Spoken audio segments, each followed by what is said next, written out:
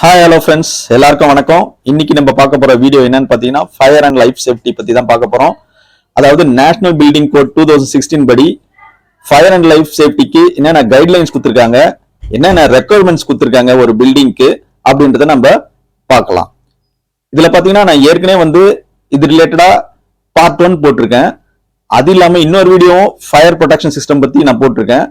அந்த வீடியோவை பார்க்கணும்னு நினைக்கிறவங்க என்னுடைய அவர் சொசைட்டி சேனல்ல போயிட்டு பிளேலிஸ்ட்ல போனீங்கன்னா அதுல இருக்கும். ஏற்கனவே மோர் தென் 150 வீடியோஸ் போட்டிருக்கேன் டெக்னிக்கல் ரிலேட்டடா. ஸோ இந்த ஃபெசிலிட்டிஸ் மேனேஜ்மெண்ட் ஃபீல்ட்ல இருக்கிறவங்க இல்ல இன்ஜினியரிங் ஃபீல்ட்ல இருக்கிறவங்க இந்த வீடியோ எல்லாம் பாத்தீங்கன்னா உங்களுக்கு ரொம்ப யூஸ்ஃபுல்லா இருக்கும். அது இல்லாம இந்த வீடியோல இன்ஃபோசிஸ்ல ஒரு ஜாப் வேகன்சி இருக்கு.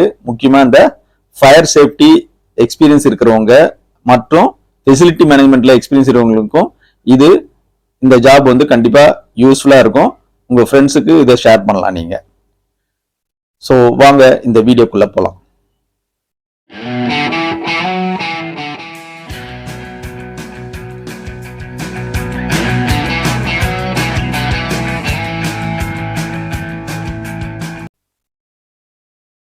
ஃபர்ஸ்ட் கொஸ்டின் என்னன்னு பாத்தீங்கன்னா, ஆக்குபென்சி பேஸ் பண்ணி எப்படி பில்டிங்ஸ் கிளாசிஃபை பண்றாங்க அப்படின்றத நம்ம தெரிஞ்சுக்கணும். ஸோ இப்போ பாத்தீங்கன்னா குரூப் ஏ ரெசிடென்ஷியல் பில்டிங் அப்படின்னு சொல்லுவாங்க. எஜுகேஷன் பில்டிங்லாம் குரூப் பி கேட்டகரியில வரும். இன்ஸ்டிடியூஷனல் பில்டிங்லாம் குரூப் சில வரும். அசம்பிளி டைப் பில்டிங்லாம் குரூப் டில வரும். பிசினஸ் அப்படின்னாவே குரூப் இ வரும். மெர்ச்சன்டைல் அப்படின்னா குரூப் எஃப். இண்டஸ்ட்ரியல் நம்ம எல்லாம் பாக்குறோமே அது குரூப் ஜில வரும். ஸ்டோரேஜ்னா குரூப் ஹெச். அசாடியஸ்லாம் இருக்கிறதெல்லாம் குரூப் ஜேல வரும். ஓகேங்களா? அடுத்ததா டைப்ஸ் ஆஃப் கன்ஸ்ட்ரக்ஷனுக்கு கைட்லைன்ஸ் கொடுத்திருக்காங்க. அது என்னன்னு பாத்தீங்கன்னா எப்படி டிஃபைன் பண்ணிருக்காங்க பாருங்க. முதல்ல design of any building and type of materials used in its construction are important factors in making the building resistant to a complete burn out and preventing rapid spread of fire, smoke or fumes which may otherwise contribute to the loss of lives and property. So ஒரு building construction பண்ணும்போது அதுல use பண்ற மெட்டீரியல்ஸ்லாம் எப்படி design பண்ணிருக்கணும்னு பாத்தீங்கன்னா அது ஃபயருக்கு ரெசிஸ்டண்டா இருக்கணும், ஃபயரை தடுக்கிறதா இருக்கணும். அதாவது கம்ப்ளீட்டா பர்ன் அவுட் ஆகக்கூடாது அப்படின்ற மாதிரி இருக்கணும் அந்த மெட்டீரியல். இது மாதிரி இருக்கும்போது கண்டிப்பா ஸ்ப்ரெட் ஆகாது ஃபயர், இல்ல ஸ்மோக்கு இல்ல ஏதோ அது மாதிரி ஸ்ப்ரெட் ஆகி அது கடைசியில உயிருக்கே ஆபத்தாகிற நிலைமையும் இல்ல ப்ராப்பர்ட்டி ஃபுல்லாவே டேமேஜ் ஆகிற நிலைமையும் கொண்டு போய் விட்டுடும். பேஸ்ட் ஆன் ஃபயர் ரெசிஸ்டன்ஸ் கன்ஸ்ட்ரக்ஷனை 4 வகையா பிரிச்சிருக்காங்க. அதாவது 4 கேட்டகரியா, டைப் 1, 2, 3, 4ன்னு. அது ஒன்னுக்கும் மினிமம் ஸ்டாண்டர்ட்ஸ் டிஃபைன் பண்ணிருக்காங்க. அதாவது கைட்லைன்ஸ் சொல்லியிருக்காங்க. அதுபடி இந்த கன்ஸ்ட்ரக்ஷனை பிரிப்பாங்க. ஓகேங்களா? இதுல பாத்தீங்கன்னா ஸ்ட்ரக்சரலா இருக்கட்டும் இல்ல நான் ஸ்ட்ரக்சரலா இருக்கட்டும் கன்ஸ்ட்ரக்ஷன்ல அதுல மினிமம் ஃபயர் ரெசிஸ்டன்ஸ் ரேட்டிங் கொடுத்திருக்காங்க. எப்படி எவ்வளவு இருக்கணும் அப்படின்றது எதுலன்னா அந்த டேபிள் 1 நேஷனல் பில்டிங் கோட்ல கொடுத்திருக்காங்க. அதை பார்த்து நம்ம தெரிஞ்சுக்கலாம். முக்கியமா ப்ராஜெக்ட்ல இருக்கிறவங்களுக்கு தெரியும், மெயின்டெனன்ஸ்ல இருக்கணும், தெரிஞ்சுக்கிறதுல தப்பு இல்லை. ஓகேங்களா? அடுத்ததா பாத்தீங்கன்னா இந்த நான் கம்பஸ்டபிள் மெட்டீரியல்ஸ் கன்ஸ்ட்ரக்ஷன் யூஸ் பண்றாங்க இல்லையா பில்டிங் கன்ஸ்ட்ரக்ஷனுக்கு, அதுக்கு மினிமம் பாத்தீங்கன்னா 120 மினிட்ஸ் ரேட்டிங் இருக்கணும். அதாவது 2 hours ரேட்டிங்காவது இருக்கணும் ஃபயர் ரெசிஸ்டன்ஸ் ரேட்டிங். அது ஞாபகம் வச்சுங்க. அடுத்ததா பாத்தீங்கன்னா இந்த load bearing steel beams and காலம்ஸ்க்கு ஒரு கைட்லைன்ஸ் கொடுத்துருக்காங்க. அதாவது load bearing steel beams and columns of building having total covered area 500 metre square and above shall be protected against failure இல்ல collapse of structure in case of fire. அதாவது 500 metre square covert ஏரியாவுக்கு மேல இருக்கிற இந்த load bearing steel பீம்ஸும் columns இருக்கு இல்லையா பில்டிங்ல, அது ஃபயர்ல இருந்து ப்ரொடெக்ஷன் பண்றதுக்கு, அதாவது ஃபெயிலியரும் ஆகக்கூடாது அதே நேரத்துல கொலாப்ஸும் ஆகக்கூடாது ஸ்ட்ரக்சர். அதுக்காக ஒரு மெத்தடாலஜி கொடுத்துருக்காங்க. சூட்டபிளா எந்தெந்த ஃபயர் ரெசிஸ்டன்ஸ் மெட்டீரியல் யூஸ் பண்ணணும் அலாங் வித் சப்ரஷன் சிஸ்டத்தோட கொடுத்திருக்காங்க. அது டேபிள் 25 டேபிள் 26ல அனெக்சர் சில கொடுத்திருக்காங்க. நேஷனல் பில்டிங் கோடு நீங்க ஆன்லைன்ல கூட டவுன்லோட் பண்ணி பாத்தீங்கன்னா அதெல்லாம் ஒரு ரெஃபரன்ஸ் மாதிரி எடுத்துக்கலாம். இதெல்லாம் பேசிக்கா நம்ம தெரிஞ்சுக்க வேண்டிய விஷயங்கள் மெயின்டெனன்ஸ்ல. அதாவது இது ப்ராஜெக்ட் பண்றவங்க இல்ல கன்ஸ்ட்ரக்ஷன் பண்றவங்களுக்கும் தான் யூஸ்ஃபுல்னு சொல்லக்கூடாது. இது நம்ம டேக் ஓவர் வாங்குறோம், புது பில்டிங் போறோம்னா இதெல்லாம் கரெக்டா இருக்கான்னு டேக் ஓவர் வாங்குவோம் இல்லையா? அப்போ இதெல்லாம் கேட்டு தெரிஞ்சுக்கலாம் கரெக்டா இருக்கா அப்படின்றது நம்ம ஒரு அடிஷனல் நாலேஜா நம்மளுக்கு ரொம்ப யூஸ்ஃபுல்லா இருக்கும். இதெல்லாம் ஏன் தெரிஞ்சுக்கணும்னா கண்டிப்பா நம்ம ஒரு டேக் ஓவர் வாங்கி நியூ பில்டிங்லாம் சில டைம்ல ஃபயர் ஆகும். அப்போ அப்பதான் உட்காந்து ஆராய்ச்சி பண்ணி இருப்பாங்க, இந்த கரெக்டான ஃபயர் ரெசிஸ்டன்ட் மெட்டீரியல் தான் யூஸ் பண்றாங்களா ஆஸ் பர் நேஷனல் பில்டிங் கோடு அப்படின்றது நம்ம அப்பதான் யோசிச்சுன்னு இருப்போம். அது முதல்ல நம்ம டேக் ஓவர் வாங்கும் போதோ இல்ல போகும்போது பில்டிங்கோட எல்லா டீடைல்ஸும் தெரிஞ்சு வச்சுக்கிறது ரொம்ப நல்லது. ஸோ இதெல்லாம் உங்களுக்கு ஒரு கைட்லைன்ஸா இருக்கும். கண்டிப்பா இந்த ஃபால் சீலிங் கூட நிறைய இடத்துல கொலாப்ஸ் ஆகும் கொஞ்ச நாள்லயே ஃபிக்ஸ் பண்ணி. அதெல்லாம் கூட நம்ம தெரிஞ்சுக்கலாம். இதெல்லாம் பாத்தீங்கன்னா இந்த கைட்லைன்ஸ் எல்லாம் பாத்தீங்கன்னா, அதாவது இதுல இன்னொரு டிஃபைன் பண்ணிருக்காங்க பாருங்க. False ceiling including all fixtures used for its suspension shall be of non combustible material and should provide adequate fire resistance to the ceiling in order to prevent spread of fire across ceiling. So இந்த fall சீலிங்லாம் கூட கரெக்டான போதுமான அளவுக்கு fire resistance material use பண்ணியிருக்கணும். அப்பதான் வந்து fire spread ஆகாது, ceiling அக்ராஸா ஃபுல்லா ஸ்ப்ரெட் ஆகாது. அதுதான் இவங்க சொல்லியிருக்காங்க. அடுத்ததா பாத்தீங்கன்னா occupation of buildings under construction சில கைட்லைன்ஸ் கொடுத்துருக்காங்க நேஷனல் பில்டிங் கோட்ல. அதை எப்படி டிஃபைன் பண்ணிருக்காங்க பாத்தீங்கன்னா, a building or a portion of the building may be occupied during construction, repair, alteration or addition only if all means of exit and fire protection measures are in place and continuously maintained for the occupied part of the building. அதாவது ஒரு building கன்ஸ்ட்ரக்ஷன்ல இருக்கோ இல்ல ரிப்பேர்ல இருக்கோ இல்ல ஆல்ட்ரேஷன்ல இருக்கோ இல்ல அடிஷன்ல இருக்கு ஏதாவது பண்றோம் அப்படின்னா அந்த பில்டிங் வந்து ஆக்குபை பண்ணிக்கலாம், அதாவது பிசினஸ் ரன் பண்ணலாம், இது எம்ப்ளாயிஸ் வந்து உள்ள இருந்தா கூட பரவாயில்ல. பட் அது எப்போனா எது மாதிரி கண்டிஷன் அப்படின்னா, எல்லாமே இந்த எக்ஸிட் கரெக்டா இருக்கணும், ஃபயர் ப்ரொடெக்ஷன் சிஸ்டம்லாம் கரெக்டா ஃபாலோ பண்ணணும், அதாவது மெயின்டெனன்ஸ் கரெக்டா பண்ணணும், டெஸ்டிங் பண்ணணும். புரியுதுங்களா? இதெல்லாம் இருந்ததுன்னா அந்த பில்டிங் நீங்க ஆக்குபேஷன் ஆகலாம், பிசினஸ் ரன் பண்ணலாம் அப்படின்றது சொல்றாங்க. சரி, ஒரு பில்டிங் கன்ஸ்ட்ரக்ஷன்ல இருக்குன்னா என்ன மாதிரி ஃபயர் ப்ரொடெக்ஷன் மெஷர்ஸ்லாம் நம்ம கேரி அவுட் பண்ணணும் அப்படின்றது சில கைட்லைன்ஸ் கொடுத்துருக்காங்க. ஃபர்ஸ்ட் பாத்தீங்கன்னா, dry riser of minimum 100 mm diameter pipe with hydrant outlets on the floors constructed with a fire service inlet to boost the water in the dry riser and maintenance should be in accordance with the good practice. அதாவது try riser இருக்கும் இல்லையா, அதாவது hydrant pipeline, main pipeline, அது வந்து ஷாப்ல run ஆகும். ஓகேங்களா? அதுக்கு வந்து மினிமம் பாத்தீங்கன்னா 100 mm diameter பைப்பாவது இருக்கணும். எவ்ரி ஃப்ளோர்ல ஒரு ஹைட்ரண்ட் அவுட்லெட் கொடுத்துருக்கணும் ஃப்ளோர்ல. அதுக்கு வந்து அந்த லைனுக்கு வந்து பாத்தீங்கன்னா ட்ரை ரைசர்ன்றதால அதுக்கு வந்து வாட்டர் பூஸ்ட் பண்றதுக்காக ஒரு ஃபயர் சர்வீஸ் இன்லெட்டும் கொடுத்துருக்கணும். அது இல்லாம இதெல்லாம் பக்காவா வந்து நம்ம மெயின்டெனன்ஸ் பண்ணணும், ரெகுலர் செக்அப் இருக்கணும். ஓகேங்களா? அதுதான் இவங்க சொல்றாங்க. ரெண்டாவது பாயிண்ட் பாத்தீங்கன்னா, drums of 2000 liter capacity filled with water with 2 fire buckets on each floor. அது இல்லாம 2000 liter கெப்பாசிட்டி உள்ள ட்ரம்ஸ் வந்து ஃபில் பண்ணி வச்சிருக்கணும் ஈச் ஃப்ளோர்ல, இன்க்ளூடிங் 2 ஃபயர் பக்கெட்டும் கூட இருக்கணும். ஓகேங்களா? மூணாவதா, a water storage tank of minimum 20,000 liter capacity which may be used for other construction purpose also. அது இல்லாம ஒரு வாட்டர் ஸ்டோரேஜ் டேங்க் இருக்கணும். அதுக்கு வந்து கெப்பாசிட்டி பாத்தீங்கன்னா அந்த டேங்கோட கெப்பாசிட்டி 20,000 liter கெப்பாசிட்டி இருக்கணும் அப்படின்றத சொல்லியிருக்காங்க. அடுத்ததா பாத்தீங்கன்னா, சர்வீஸ் டக்ட்ஸ் அண்ட் ஷாஃப்ட்ஸ்க்கும் சில கைட்லைன்ஸ் கொடுத்திருக்காங்க. என்ன டிஃபைன் பண்ணிருக்காங்க அப்படின்னு பாத்தீங்கன்னா, openings in walls or floors which are necessary to be provided to allow passage of all building services like cables, electrical wires, telephone cables, plumbing pipes, etc. shall be protected by enclosure in the form of ducts, shafts having a fire resistance not less than 120 minutes. The inspection door for electrical shafts and ducts shall not be less than 120 minutes. Further, medium and low voltage wiring running in shafts, ducts shall either be armored type or run through metal conduits. அதாவது இந்த வால்ஸ்ல இல்ல ஃப்ளோர்ல வந்து ஓப்பனிங்லாம் இருக்கும். அதாவது building சர்வீஸ்க்காக. Building சர்வீஸ்னா என்ன சொல்ல வராங்கன்னா, எலக்ட்ரிக்கல் கேபிள்ஸ் ரன் ஆகும், வயரிங் போகும், டெலிஃபோன் கேபிள்ஸ் இருக்கும், பிளம்பிங் பைப்ஸ் எல்லாம் இருக்கும். இதெல்லாம் வந்து ப்ராப்பரான ஒரு ப்ரொடெக்ஷன் கொடுத்துருக்கணும் என்க்ளோசர் மூலியமா, அதாவது டக்ட் மூலியமா இருக்கும். இல்ல ஷாஃப்டே கூட இருப்பாங்க வச்சுக்க, ஷாஃப்ட் க்ளோஸ் பண்ணிருப்பாங்க எல்லா ஷாஃப்ட் எல்லா ஃப்ளோர் வைஸ். அந்த ப்ரொடெக்ஷன் அந்த என்க்ளோசர் இருக்கு இல்லையா, அது வந்து பாத்தீங்கன்னா ஃபயர் ரெசிஸ்டன்ஸ் ரேட்டிங் வந்து பாத்தீங்கன்னா 120 minutes இருக்கணும், அதாவது 2 hours ரேட்டிங்காவது இருக்கணும். ஓகேங்களா? அந்த இன்ஸ்பெக்ஷன் டோர் கூட கொடுத்துருப்பாங்க அந்த எலக்ட்ரிக்கல் ஷாஃப்ட்ல இல்ல டக்ட்ஸ்ல எல்லாம், அது கூட பாத்தீங்கன்னா 120 minutes கம்மியா இருக்கக்கூடாது ஃபயர் ரெசிஸ்டன்ஸ் ரேட்டிங். அது இல்லாம இந்த மீடியம் லோ வோல்டேஜ் வயரிங்லாம் ரன் ஆகும், அது வந்து கண்டிப்பா ஆர்மர் டைப்பா இருக்கணும், இல்லைன்னா வந்து மெட்டல் கான்டியூட் மூலியமா ரன் ஆகணும். ஓகேங்களா? இது ரெண்டுத்துல ஏதாவது ஒன்று கண்டிப்பா இருக்கணும். அப்புறம் the space between the electrical cables, conduits and the wall slab shall be filled in by fire stop material having fire resistance rating of not less than 120 minutes. அதாவது இந்த space between electric cables, conduits and walls எல்லாம் இருக்கு இல்லையா, அது வந்து fire stop material use பண்ணீங்கன்னா அதனுடைய fire resistance rating கூட பாத்தீங்கன்னா 120 minutes கம்மியா இருக்கக்கூடாது அப்படின்றது சொல்றாங்க.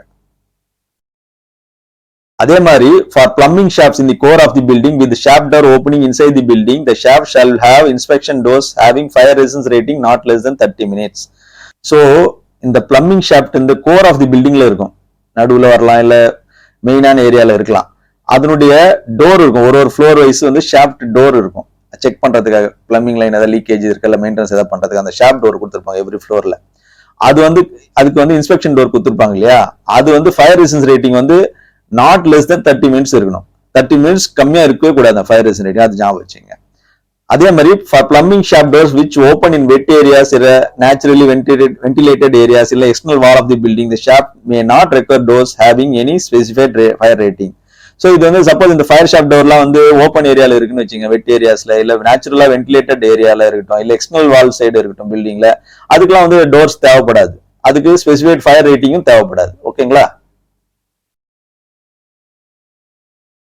அடுத்த முக்கியமான டாபிக் போறதுக்கு முன்னாடி ஜாப் ஆப்பர்ச்சுனிட்டி பத்தி நம்ம பார்த்தலாம். அதாவது இன்ஃபோசிஸ்ல ஒரு வேகன்சி வந்திருக்குங்க, ஆன்ரோல் வேகன்சின்னு சொல்றாங்க. பொசிஷன் பாத்தீங்கன்னா எக்ஸிகியூட்டிவ், லொகேஷன் வந்து ஓஎம்ஆர் ரோடு. எக்ஸ்பீரியன்ஸ் பாத்தீங்கன்னா ஒரு 2 years இன் ஃபெசிலிட்டிஸ் மெயின்டெனன்ஸ்ல இருக்குன்னு சொல்லியிருக்காங்க. அது இல்லாம சேஃப்டி அண்ட் என்வரன்மெண்ட்ல ஒரு நல்ல நாலேஜ் இருக்கணும்னு சொல்லியிருக்காங்க. குவாலிஃபிகேஷன் பாத்தீங்கன்னா கிராஜுவேஷன் இன் ஹோட்டல் மேனேஜ்மெண்ட், இல்ல பிஎஸ்சி முடிச்சிருக்கணும், இல்ல பிஇ முடிச்சிருக்கணும். கூட வந்து பிஇல வந்து என்வரன்மெண்ட் முடிச்சிருந்தா நல்லது. அது இல்லாம சில சேஃப்டி சர்டிபிகேஷன், அதாவது ஃபயர் சேஃப்டி ரிலேட்டடா சர்டிபிகேஷனும் வச்சுன்னு இருக்கணும். அப்படி இருக்கிறவங்களுக்கு கண்டிப்பா ஜாப் ஆப்பர்ச்சுனிட்டி கிடைக்கும் அப்படின்றது தான் சொல்றாங்க. யாருக்கெல்லாம் இன்ட்ரெஸ்ட் இருக்கோ அவங்க வந்து ரெஸ்யூம் வந்து இந்த நம்பருக்கு, வாட்ஸ்அப் நம்பருக்கு அனுப்பி விட்டுடலாம். 9600143739 நீங்க அனுப்பலாம். ஓகேங்களா? அடுத்ததா முக்கியமா இந்த எலக்ட்ரிக்கல் இன்ஸ்டாலேஷன்லயும் நிறைய கைட்லைன்ஸ் கொடுத்துருக்காங்க என்பிசில. ஃபர்ஸ்ட் பாத்தீங்கன்னா இந்த for requirements regarding electrical installation from the point of view of fire safety reference may be made to good practice 4/6 and part 8 building services section 2 electrical and allied installation of the code. இதுல அதாவது ஒரு electrical installation பண்றோம் ஒரு பில்டிங்னா கண்டிப்பா fire safety point of view எடுத்துன்னு தான் எல்லாமே பண்ணணும். ஸோ சேஃப்டி ரிலேட்டடா தான் நம்ம இப்போ பார்த்துன்னு இருக்கோம். அதனால அதுக்கான சில பில்டிங் கோடு கொடுத்துருக்காங்க, சேஃப்டி பிராக்டிஸ் எப்படி பண்ணணும் கைட்லைன்ஸ் கொடுத்துருக்காங்க. அது வந்து 4/6 பார்ட் 8 கொடுத்துருக்காங்க. அதுல நீங்க வந்து ஃபுல்லா டீட்டெயிலா பார்க்கணும்னா அதுல நேஷனல் பில்டிங் கோடை நீங்க ஆன்லைன்ல கூட டவுன்லோட் பண்ணி செக் பண்ணிக்கலாம், ரெஃபரன்ஸ் மாதிரி யூஸ் பண்ணிக்கலாம் சப்போஸ் உங்களுக்கு புரியாத இடத்துல. ஓகேங்களா? சில ஜென்ரலா மினிமம் என்னென்ன தெரிஞ்சுன்றத நம்ம ஒன்னொன்னா பார்த்துன்னு இருக்கோம். ஸோ இன் ஜென்ரலா பாத்தீங்கன்னா it is desirable that the wiring and cabling are with flame retardant property. Medium and low voltage wiring running in shafts and within false ceiling shall run in metal conduit. Any 230 volt wiring for lighting or other services above false ceiling shall have 660 volt grade insulation. So இந்த wiring cabling எல்லாம் இருக்கு இல்லையா, அது வந்து பாத்தீங்கன்னா flame retardant ப்ராப்பர்ட்டியா இருக்கணும், fire ப்ரூஃபா இருக்கணும்ன்றது தான் சொல்றாங்க. Medium and low voltage wiring வந்து ரன் ஆகுதுன்னு வச்சுங்களேன் ஷாப்ட்ல, இல்ல ஃபால் சீலிங்குள்ள ரன் ஆகுது அப்படின்னா, ஃபால் சீலிங் கீழே அதெல்லாம் பாத்தீங்கன்னா மெட்டல் கான்டிட் உள்ளதான் ரன் ஆகணும். அது ஞாபகம் வச்சுங்க. அது இல்ல, அதுவும் எர்த்தம் பண்ணிருக்கணும், ஞாபகம் வச்சுங்க. ரெண்டாவது அந்த 230 வோல்ட் வயரிங் ரன் ஆகுதுன்னு வச்சுங்க, லைட்டிங் இல்ல other service above fall ceiling மேல, அதுக்கு வந்து பாத்தீங்கன்னா 660 வோல்ட் இன்சுலேஷன் கிரேட், அந்த 660 வோல்ட் கிரேட் இன்சுலேஷன் தான் யூஸ் பண்ணிருக்கணும். நல்லா ஞாபகம் வச்சுங்க. அடுத்து அந்த electrical distribution cables wiring shall be late in separate shaft. Shaft shall be sealed at every floor with fire stop materials having the same fire resistance as that of floor. அதாவது இந்த electrical distribution cables வயரிங்லாம் இருக்கு இல்லையா, அதெல்லாம் separate ஷாப்ல run பண்ணிருக்கணும். ஓகேங்களா? அது மட்டும் இல்ல, எவ்ரி ஃப்ளோர் வைஸ் வந்து பாத்தீங்கன்னா எந்த கேப் இல்லாம சீல் பண்ணிருப்பாங்க. அந்த சீல் பண்ணது வந்து பாத்தீங்கன்னா ஃபயர் ஸ்டாப் மெட்டீரியலா இருக்கணும், அதுவும் சேம் ஃபயர் ரெசிஸ்டன்ஸ் ரேட்டிங் உள்ளதாவே இருக்கணும் எவ்ரி ஃப்ளோர் லெவல்ல. ஓகேங்களா? அப்புறம் high medium and low voltage வயரிங்லாம் ரன் ஆகுதுன்னு வச்சுங்க ஷாப்ல, இல்ல ஃபால் சீலிங்ல, அதெல்லாம் வந்து செப்பரேட் ஷாப்ல ரன் ஆகணும், செப்பரேட் கான்டியூட்ல ரன் ஆகணும். புரியுதுங்களா? நான் வச்சுங்க, எல்லாம் ஒரே இதுல பண்ணக்கூடாது. அதே மாதிரி இந்த water mains, gas pipes, telephone line, intercom lines, இல்ல எனி சர்வீஸ் இருக்கட்டும், அதெல்லாம் வந்து ஒரே ஷாப்ல ரன் ஆகக்கூடாது, இல்ல ஒரே டக்ல ரன் ஆகக்கூடாது, அதுக்கெல்லாம் செப்பரேட்டா இருக்கணும். புரியுதுங்களா? அதுக்காக இந்த கம்யூனிகேஷன் ஷாப்ட்லாம் தனியா இருக்கும், வாட்டர் ஷாப்ட் லைன் அதாவது பிளம்பிங் ஷாப்ட்லையும் தனியா இருக்கணும். எலக்ட்ரிக்கல் இதெல்லாம் மிக்ஸ் பண்ணவே கூடாது சேஃப்டிக்காக. அது மட்டும் இல்லைங்க, all metallic items like steel structural members வந்து எல்லா கான்டியூட்டும், எல்லா மெட்டாலிக் ஐட்டம் எதுவாமே இருக்கட்டுமே, அது எல்லாமே ப்ராப்பரா எர்த் பண்ணிருக்கணும். அதை ஞாபகம் வச்சுங்க. அடுத்ததா emergency power for fire and life safety சிஸ்டத்துக்கும் சில கைட்லைன் கொடுத்திருக்காங்க. அதாவது emergency power supplying distribution system for critical requirement for functioning of fire and life safety system and equipment shall be planned for efficient and reliable power and control supply to the following system and equipment where provided. அதாவது fire and life safety சிஸ்டம்னு சில சிஸ்டம்ஸை சொல்லியிருக்காங்க. எதுன்னு பார்த்தீங்கன்னா fire pump, pressurization and smoke venting including its ancillary systems such as damper and actuators, அப்புறம் fireman lifts, அப்புறம் exit signage lighting, அப்புறம் வந்து emergency lighting, fire alarm system, public address system அதாவது PA including இந்த emergency voice evocation and annunciation use பண்றது, அப்புறம் magnetic door hold open devices, lighting in fire command center and security room. இதுக்கெல்லாம் பாத்தீங்கன்னா எஃபிஷியன்டாவும் ரிலையபிளா இருக்கணும் power and control supply. புரியுதுங்களா? அது மட்டும் இல்லைங்க, இந்த சிஸ்டத்துக்கும் இல்ல இந்த எக்யூப்மெண்ட்டுக்கும் பாத்தீங்கன்னா பவர் சப்ளை வந்து 2 சோர்ஸ் இருக்கணுங்க. ஒன்னு வந்து நார்மல் இபி சோர்ஸ்னு வச்சுக்கலாம், இன்னொன்னு வந்து எமர்ஜென்சி சப்ளை அதாவது ஸ்டாண்ட் பை சப்ளைன்னு சொல்லுவாங்க. Power supply EB power supply cut ஆகும்போது இந்த ஆட்டோமேட்டிக்கா இந்த ஜென்ரேட்டர் ஆன் ஆகி அது மூலியமா சப்ளை ஃபீட் ஆகணும் இந்த முக்கியமான சிஸ்டத்துக்குலாம், இந்த மாதிரி ஃபயர் ப்ரொடெக்ஷன் சிஸ்டத்துக்கு எல்லாமே. இது ப்ராப்பரா ஆட்டோமேட்டிக் சேஞ்சராகவும் இருக்கணும், சேஞ்ச் ஓவர் ஃபெசிலிட்டி இருக்கணும். ஓகேங்களா? அப்புறம் இந்த wherever transformers are installed at higher level in buildings and backup DG sets are of higher rating, then dual redundant cable shall be taken to all transformers. So எங்கெல்லாம் transformer வந்து பில்டிங்ல higher லெவல்ல install பண்ணியிருக்காங்களோ, அப்புறம் backup டிஜி sets கூட higher rating போட்டிருப்பாங்க, அது மாதிரி இருக்கிற சிஸ்டத்துக்கெல்லாம், அது மாதிரி இருக்கிற எக்யூப்மெண்ட்ஸ்க்கெல்லாம் பார்த்தீங்கன்னா, அதாவது டிரான்ஸ்ஃபார்மருக்கு முக்கியமா dual redundant cable 2 cable double cable எடுத்து போயிருக்கணும். ஓகேங்களா? அப்புறம் சப்ஸ்டேஷன் அண்ட் டிரான்ஸ்ஃபார்மருக்கும் சில கைட்லைன்ஸ்லாம் கொடுத்துருக்காங்க. ஃபர்ஸ்ட் பாயிண்ட் பார்த்தீங்கன்னா areas should not be use as a storage or dump area other than those required for functioning of substation.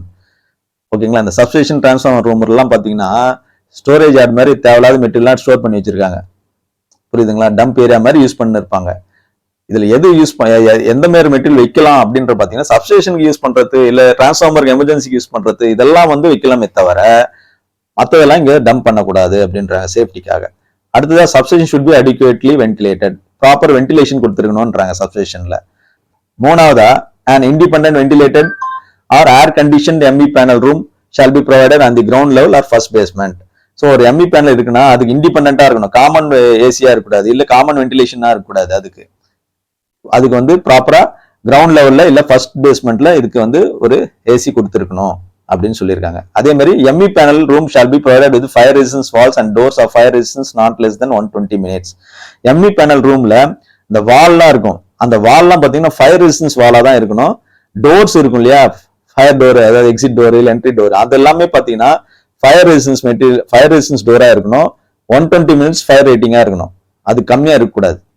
அதே மாதிரி electrical ME main distribution panel and lift panel shall be provided with CO2 or inert gas flooding system for all panel compartments with cylinder location inside beside the panel. So இந்த ME main distribution panel இல்ல lift பேனல்லாம் பாத்தீங்கன்னா அதுல வந்து CO2 இல்ல inert gas flooding system use பண்ணிருக்கணும், எல்லா panel கம்பார்ட்மெண்ட்ஸ்லயும் இருக்கணும். அந்த சிலிண்டர் எல்லாம் பாத்தீங்கன்னா பேனல் பின்னாடியே கூட வச்சிருக்கலாம். ஓகேங்களா? அடுத்ததா ஆயில் ஃபீல்ட் சப்ஸ்டேஷனுக்கு சில கைட்லைன்ஸ் கொடுத்துருக்காங்க. A substation or a switch station with oil filled equipment shall be limited to installed in utility building or outdoor substation, அதாவது outdoor location. Such substation utility building shall be at least 7 meters away from the adjoining building.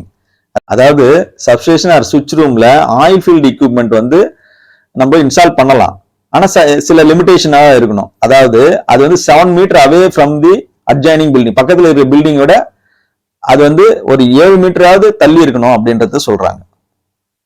அப்புறமா substation equipment exceeding oil capacity 2000 litre in utility building shall have a fire rated baffle walls of 240 minutes rating constructed between such equipment. அதாவது substation equipment வந்து suppose oil capacity இருக்குன்னு வச்சு transformer 2000 litre இருக்குன்னு வச்சுங்க capacity utility building, அது வந்து fire rated baffle Waals கொடுத்துருக்கணும். 240 minutes rating, 240னா உங்களுக்கு 4 hours மினிமம் மினிட்ஸ் ரேட்டிங்கா இருக்கணும் ஃபயர் ரெசிஸ்டன்ஸ் ரேட்டிங். ஓகேங்களா? அது வந்து எவ்ரி எக்யூப்மெண்ட்டுக்கு அக்ராஸா இருக்கணும் அந்த பேஃபல் வால்ஸ். அந்த பேஃபல் வால்ஸ் பாத்தீங்கன்னா எக்யூப்மெண்ட்டோட ஒரு 600 mm ஹைட் அபோவா இருக்கணும். ஓகேங்களா? Including height of oil conservator அதை இன்க்ளூட் பண்ணி சொல்றாங்க. Exceeding 300 mm on each side of the equipment, அதையும் பார்த்துங்க. அப்புறம் all transformers where capacity exceeds 10 MVA shall be protected by high velocity water spray system or nitrogen injection system.